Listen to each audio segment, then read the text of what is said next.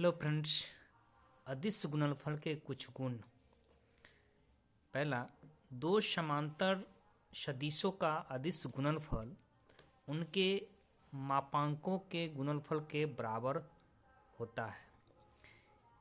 ए vector और B vector दो सदिश हैं, दोनों समांतर है, दोनों के बीच 0 डिग्री का कोण बनेगा।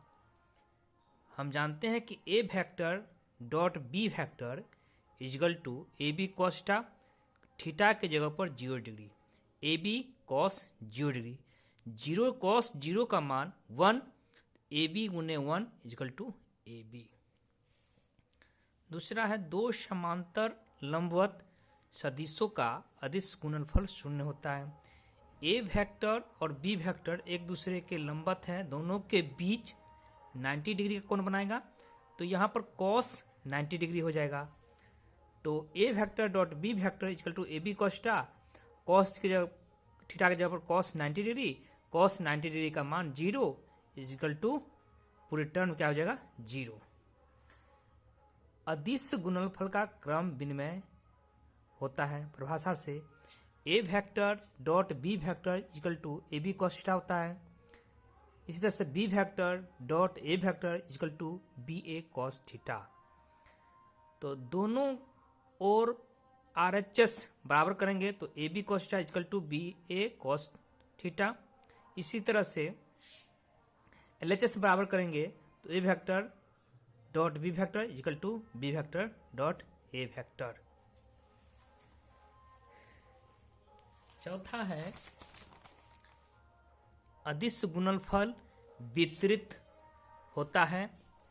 ए वेक्टर डॉट कोष्ठ के अंदर B vector plus C vector equal to गुना हो जाएगा ए वेक्टर डॉट, एक बार A vector dot B vector, फिर प्लस के चिन्ह A vector dot C vector.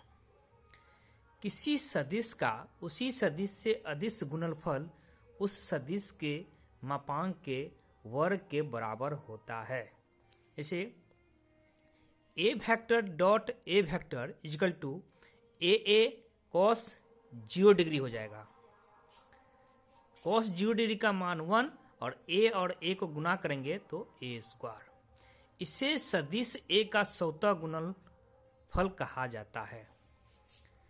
माना कि ए वेक्टर और बी वेक्टर के बीच कोण जो है ये थीटा है, थीटा। तो परिणामी सदिश आर बराबर हो जाएगा A vector plus B vector.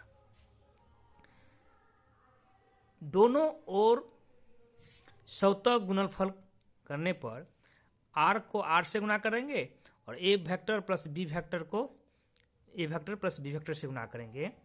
तो R vector dot R vector equal to A vector plus B vector into A vector plus B vector. तो ए वेक्टर से गुना करेंगे तो A vector dot A vector, फिर A vector dot B vector plus B vector dot A vector plus B vector dot B vector. तो हम जानते हैं A vector dot B vector equal to B vector dot A vector होता है। तो यहाँ पर हो जाएगा 2 A vector dot B vector और A vector dot A vector equal to होता है ए स्क्वायर यहाँ से। इसी तरह से B vector dot B vector B square और A vector dot B vector A B cos theta से 2 ए बी कॉस थीटा। अगला है छठा, परस्पर लंबवत एकांक सदिश आई वेक्टर जे वेक्टर के वेक्टर का अदिश गुणनफल। हम जानते हैं कि 3 सदिश आई वेक्टर, जे वेक्टर और के वेक्टर एक दूसरे के लंबवत होता है। I vector dot I vector equal to j vector dot J vector equal to k vector dot के वेक्टर। आई वेक्टर डॉट आई वेक्टर के बीच 0 डिग्री का कोण बनेगा। cos 0 डिग्री का मान 1 होता है और आई एक अंक सदिश है, इसलिए 1 गुने cos 0 डिग्री इक्वल टू 1 हो जाएगा। और आई और जे के बीच 90 डिग्री का कोण बनाता है, इसलिए आई के जगह पर एकांक सदिश है 1, जे 1 और cos 90 डिग्री का मान होता है 0, इसलिए पूरे टर्म हो जाएगा 0। इसको उल्टा करने पर J vector dot I vector K vector dot J vector equal to I vector dot के वेक्टर इजकल टू 1 1, फिर दोनों के बीच क्या हो जाएगा 90 डिग्री कौन बनाएगा, cos 90 डिग्री का मान 0, इसलिए पूरा टर्म 0, इसलिए 0 हो जाएगा। सातवां है a vector dot B vector equal to होता है ax bx plus ay by plus az bz। चूंकि ए वेक्टर इजकल टू होता है ax आई वेक्टर प्लस ay जे वेक्टर प्लस az के वेक्टर, और बी वेक्टर इजकल टू होता है bx I vector plus by J vector plus bz के vector. दोनों को गुना करेंगे तो ax आई वेक्टर और यहाँ bx आई वेक्टर, तो ax इंटू बी एक्स और आई को गुना कर लेंगे, प्लस इसी तरह से ए Y J vector plus B Y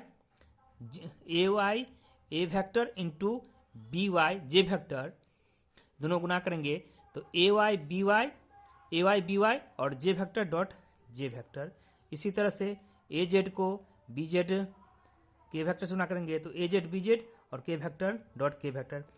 I vector dot I vector equal to यहाँ 1 होता है, तो इसलिए इसका मान 1 होगा, इसका मान 1, इसका मान 1, इसलिए ax bx plus ay by plus az bz।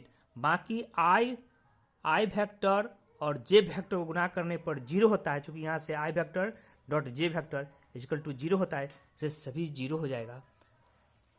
Thank you दोस्त।